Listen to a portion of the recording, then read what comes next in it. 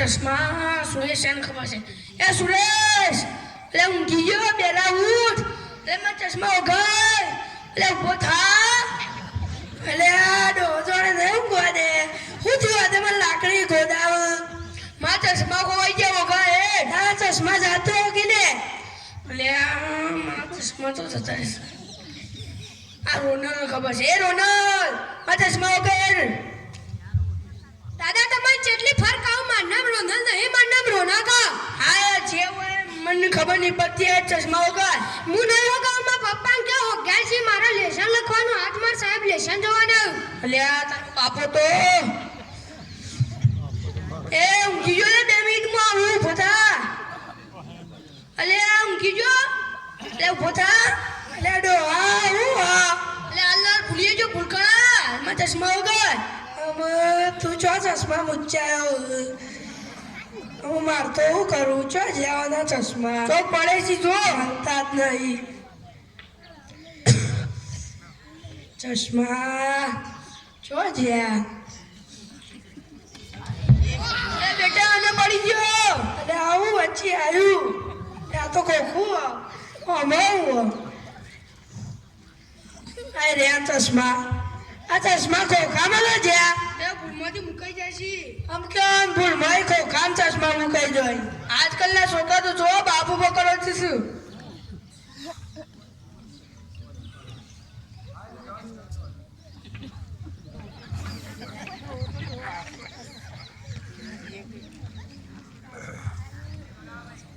પપ્પા લે બોલો હાલ તો મારા દાદા જાગા હતા હાલ ના ભૂલી ગયા પપ્પા ઓ પપ્પા પપ્પા અલે આવું છે આ દાખલા સમજા નહીં પડતી સમજાવો ને અલે આવું દાખલો આવો દાખલો તો છે આ તો A B C D X Y Z દાખલા હા તે શીખ સારું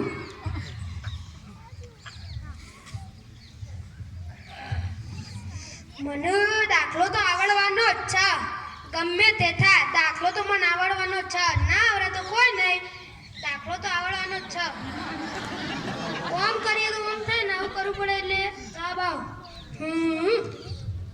મને દાખલો આવડી ગયો બેટા તમ કશું થયું તો નહીં ને ના ના પપ્પા કશું નહીં થયું આવી રીતે ના કૂદાય સારું દાદા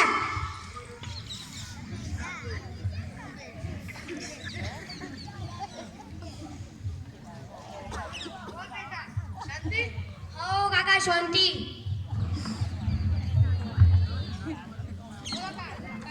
મજા મજા મોડા જતા વાટા થઈ ગયા હો હાજો થઈ ગયો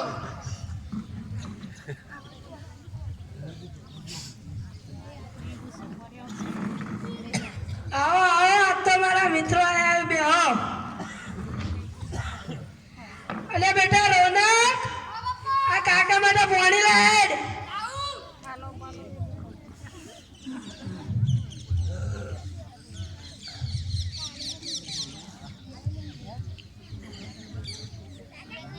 જા પાણી પાણી લાવવા જેટલી વાર તો હા આ લાયો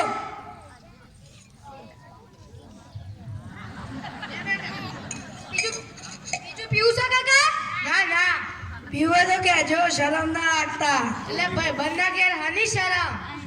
અને ચમ દેવા આજે બોલાડે કોણે તો મને તો ટાઈમ જ નહીં મળતો કે ના લે ગઈમાલ તો એક તો અમે ઓફિસમાં જવાનો હોય.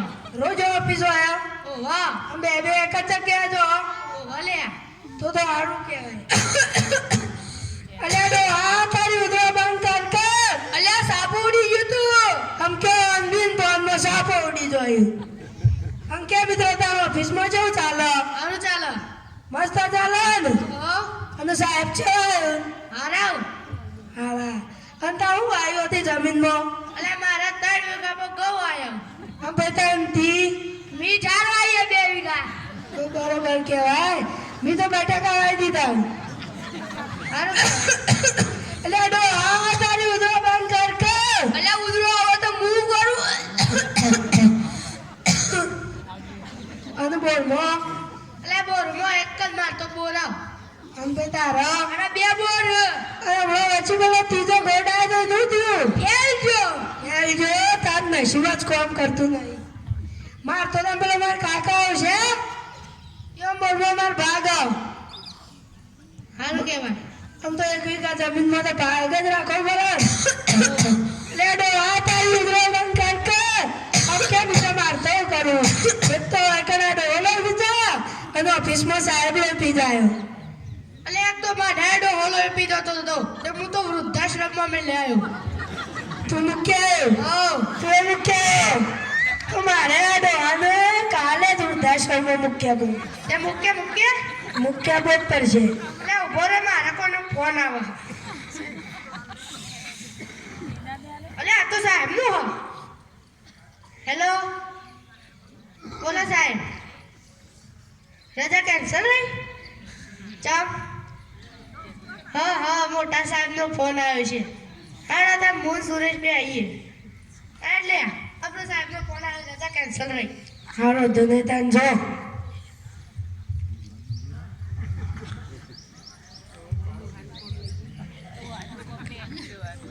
પપ્પા હમણાં તમે પેલા કાકા અંગત વાત કરતા હતા કે વૃદ્ધાશ્રમમાં મેં લેવાના એટલે વૃદ્ધાશ્રમ લેવું.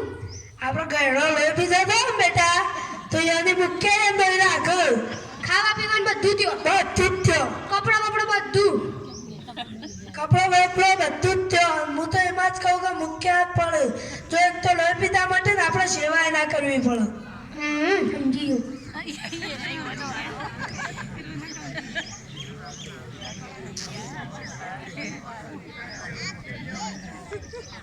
બેટા હા પપ્પા આ બધું લેસન પૂરું હા બધું પૂરું. તો એટલે તૈયાર થઈ જાય હું ઓફિસ પર જાઉં તો શાળામાં મૂકતો હતો સારું પપ્પા.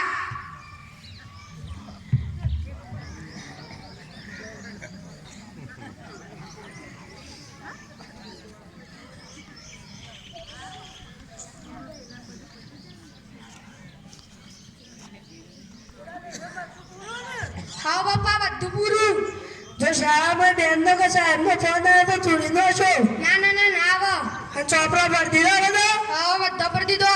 તો પેલો તને દાદાનો લે એ તો ભરવાને ભૂલી જ ગયો. પોતાનોથી બધું ભૂલી જાય તો તારે હું ભણે હવે તારે એટલી ઘડી હું ચશ્મા ખોલ લઉં જ્યાં મારા ચશ્મા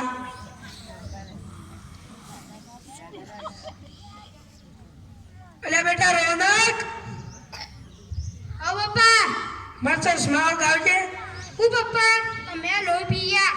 હારે એમને મારા ચશ્મા ગાય અમારા ઓને ચશ્મા જો મૂક્યા છે તમને દેખાય છે?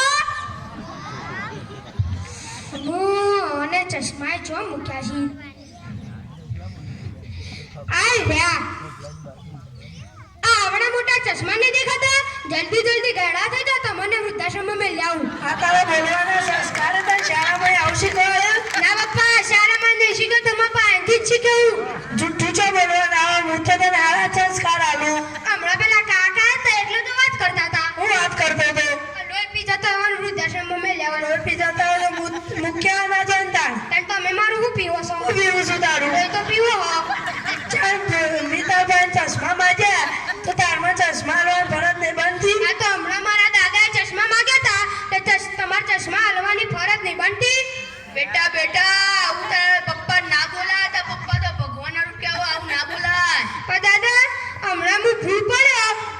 પપ્પાને ખબર પડી તેમાં પપ્પાએ જેવું દોડતા દોડતા આયા હતા ઈમાં પપ્પાએ ને ના સી એટલે ભૂઈ ભરતા સીધે તમે દોડતા નતા આવતા તો રમે કેટલી વખત પડ્યો છે પપ્પા મને માફ કરી દે પપ્પા મારે આવી ભૂલ નહીં થાય અરે માફ કર્યો